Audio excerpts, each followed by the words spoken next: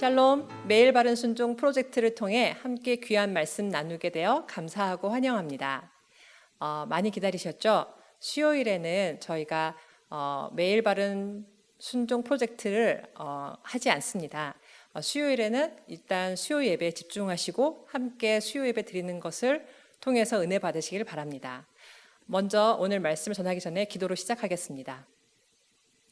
매일 바른 순종이라는 프로젝트를 통해서 주님 앞에 서게 하심을 감사드립니다.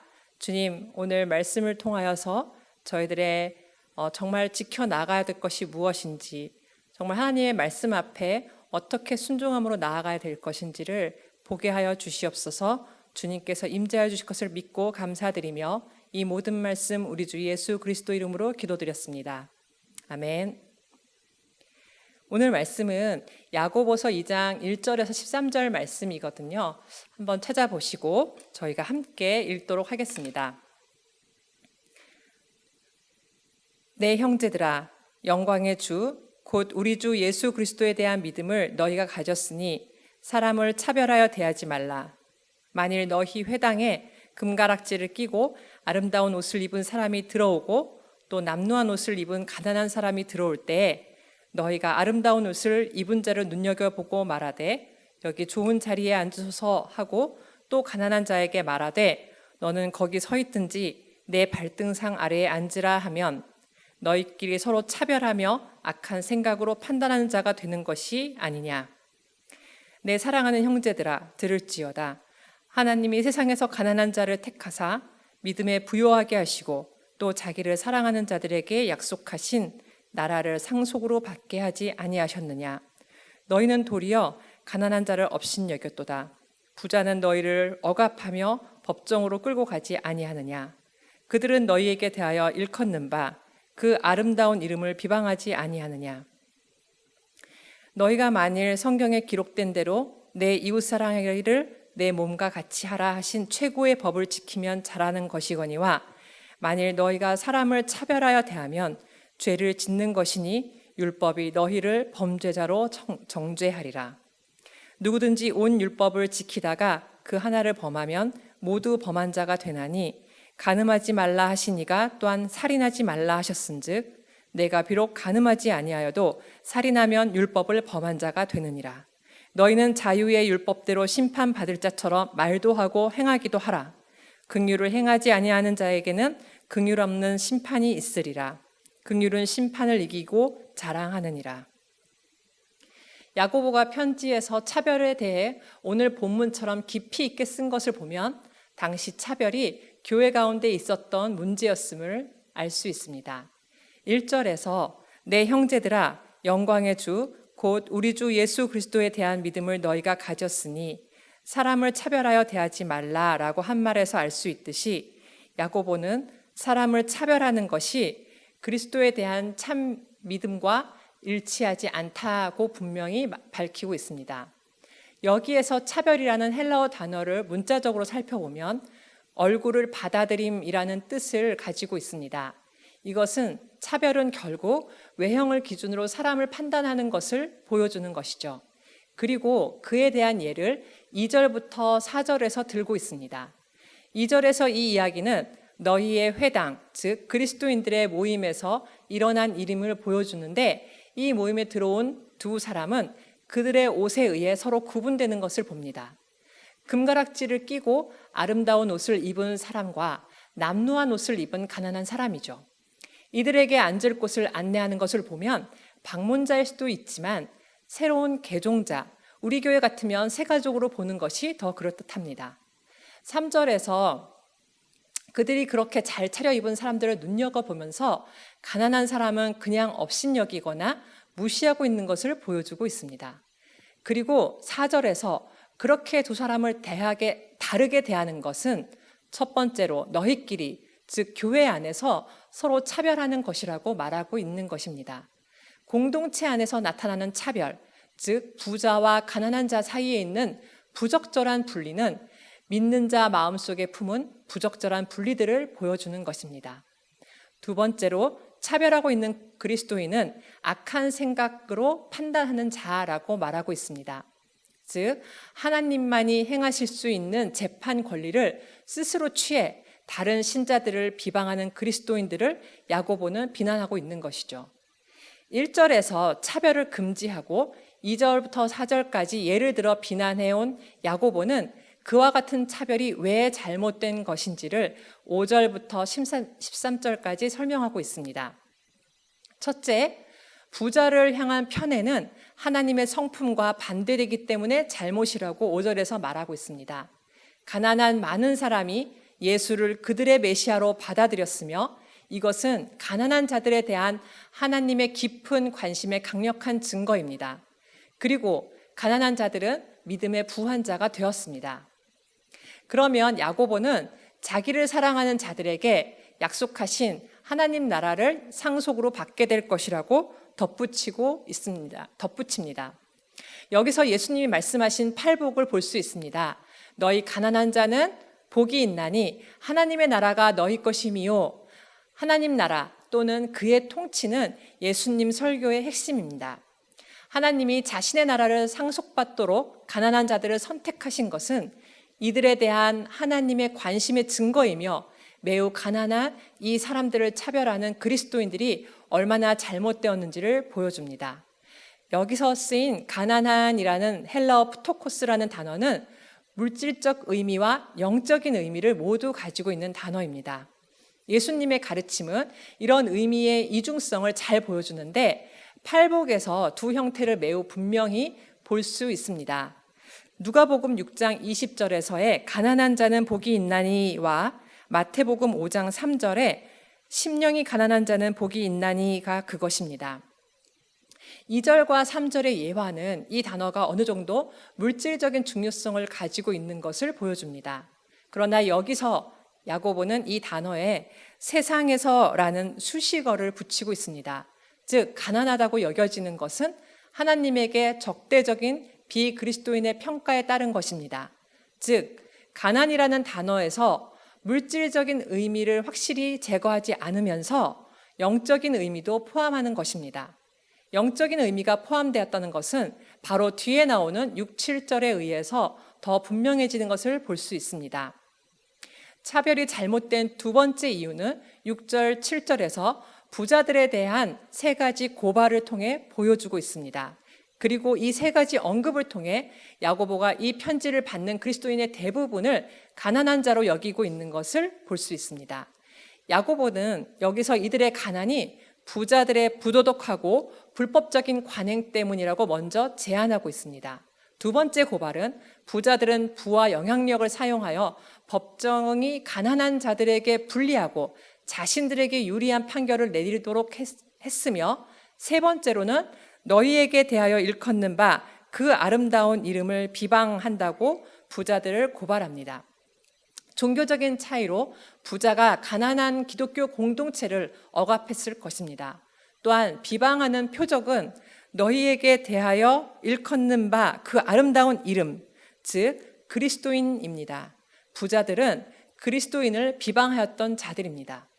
차별이 잘못된 가장 중요한 세 번째 이유를 8절부터 13절에서 차별은 사랑의 법을 위반한다라는 야고보의 설명으로 알 수 있습니다. 핵심 요지는 시작 부분인 8절 9절로 차별은 사랑 계명을 위반하기 때문에 악하다고 말하고 있습니다. 내 이웃을 내 몸과 같이 하라 하신 최고의 법을 지키면 잘한다고 모세 율법의 계명을 인용하면서 형용사 최고의를 야고보는 붙이고 있습니다. 야고보는 최고의 법은 예수에 의해 완성되고 재해석된 모세 율법을 넘어 예수의 가르침도 포함하는 데까지 확장되는 것을 보고 있습니다. 그리고 차별은 이런 최고의 법을 어기는 것이라고 말하고 있는 것입니다. 그리고 10절, 11절에서는 하나의 계명만 어겨도 율법 전체를 범하게 된다고 밝힘으로 구절을 정당화하고 있습니다. 10절, 11절에서 야고보가 차별하는 사람이 범법자라는 자신의 주장을 경고하게 한 후 12절에서 다시 한번 권면합니다. 너희는 자유의 율법대로 심판받을 자처럼 말도 하고 행하기도 하라. 즉 신자는 말씀을 행함으로 자신의 경건의 실제를 증명해야 합니다.